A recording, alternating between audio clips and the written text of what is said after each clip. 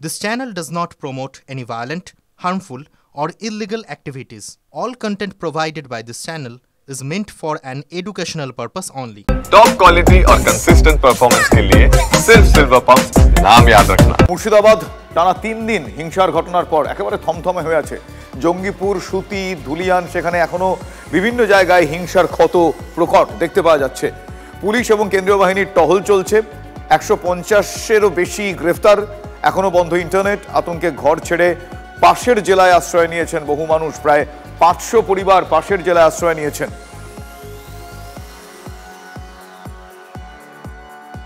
हम इस तरह के समस्याओं या सिचुएशंस के लिए प्रशिक्षित हैं, हमारे जवान प्रशिक्षित हैं और हम जिस तरह से हमने स्ट्रेटेजी बनाया है उसी आधार पर हम काम करेंगे। जो घोर प्रभावित इलाका है उन इलाकों में हमारा तैनाती आरएएफ का हुआ है, जो हमारा विशेष प्रशिक्षित बल है। उसके अलावा फिर हम लोग फ्लैग मार्च करेंगे।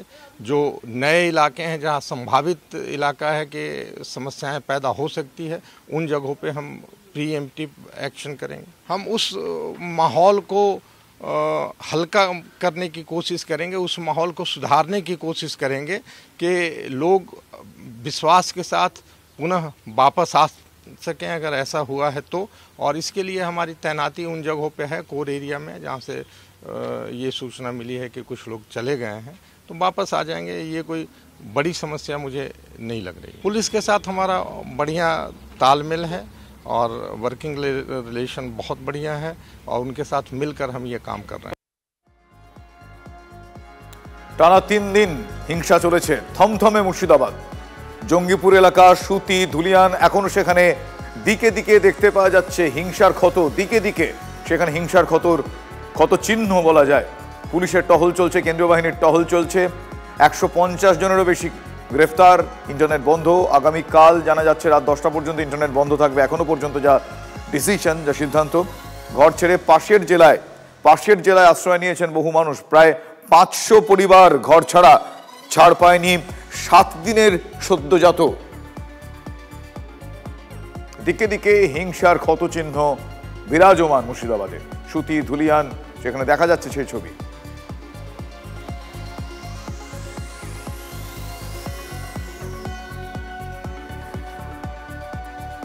যেটা আপনাদের বলছিলাম, এই হিংসা ছাড় দেয়নি 7 দিনের শিশুকেও। ধুলিয়ানের ঘটনা, যার এখন আতুর ঘরে থাকার কথা, সে এখন রয়েছে ঘরছাড়া হয়ে, সে এখন পাশের জেলায় আশ্রয় শিবিরে। নদী পেরিয়ে কোনো ক্রমে প্রাণ বাঁচিয়েছেন তার মা। মালদার বৈষ্ণবনগরের স্কুলে আর 5 জন ঘরছাড়াদের সঙ্গে দিন কাটছে মা সন্তানের। শিশুর গায়ে জ্বর, ডাক্তার দেখানোর উপায় পর্যন্ত নেই।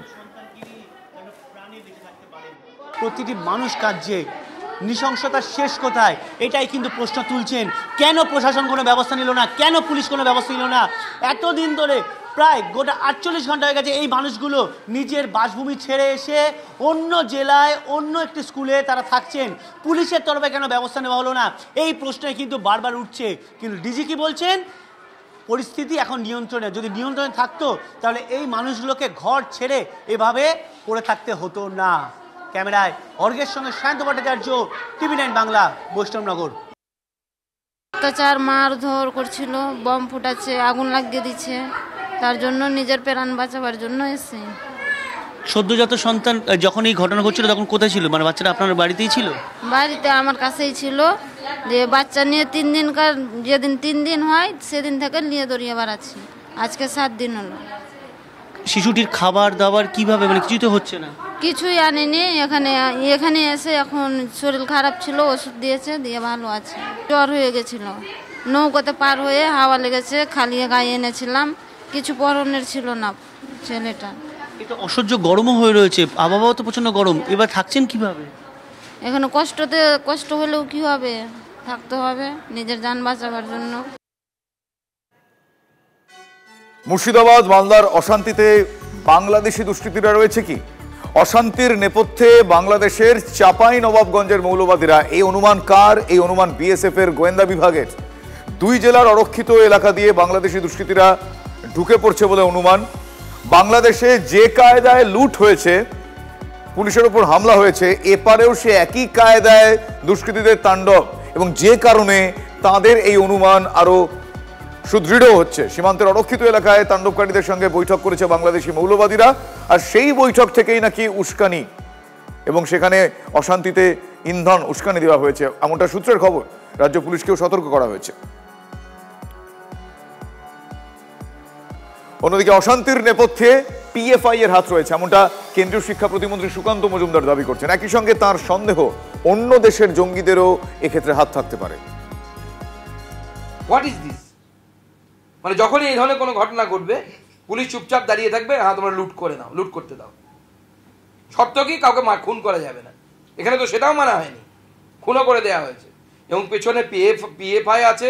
অন্যান্য দেশের যদি কোনো উগ্রপন্থী সংগঠন থাকে আমি অন্ততপক্ষে আশ্চর্য হব না, এর তদন্ত হওয়া উচিত।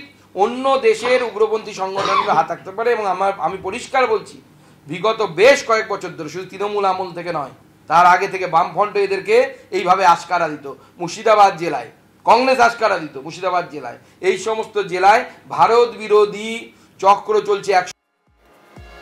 মুর্শিদাবাদে হিংসা নিয়ে বিস্ফোরক অভিযোগ করলেন কুণাল ঘোষ। সীমান্ত আলগা করে বিএসএফ এর সাহায্যে দুষ্কৃতীদের ঢুকিয়ে হিংসা ছড়ানো হয়েছে। কেন্দ্রীয় ক্ষমতার অপব্যবহার করে অশান্তি, বিজেপি ধর্মীয় মেরুকরণ তৈরির জন্য এই ন্যারেটিভ তৈরি করছে। গোটা ঘটনায় তদন্তের দাবি জানিয়ে বিস্ফোরকে অভিযোগ করেছেন কুণাল ঘোষ।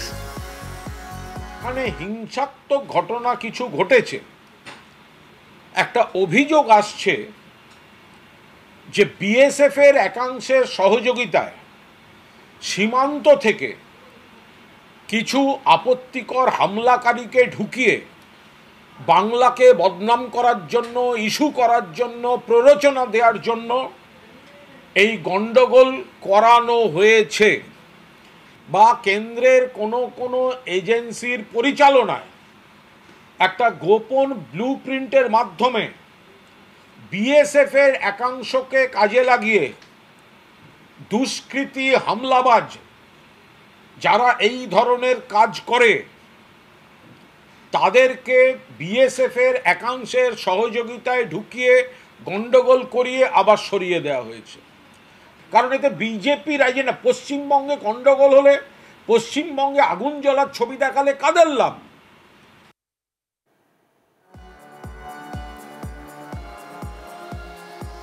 কিন্তু সুকান্ত মজুমদার আবার এই বিষয়ে বলছেন যে অপদার্থতা ঢাকার জন্য কুণাল এইসব বলছেন।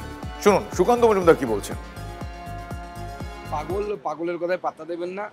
জোকার রাজনীতি জোকারে পরিণত হয়েছে। বলছে বিএসএফ নাকি বর্ডার খুলে দিয়েছে, লোক এসেছে দাঙ্গা করেছে, আবার বিএসএফ নাকি বর্ডার খুলে দেবে। এগুলোকে বিশ্বাস করবে? গাঁজাখুরি গল্প।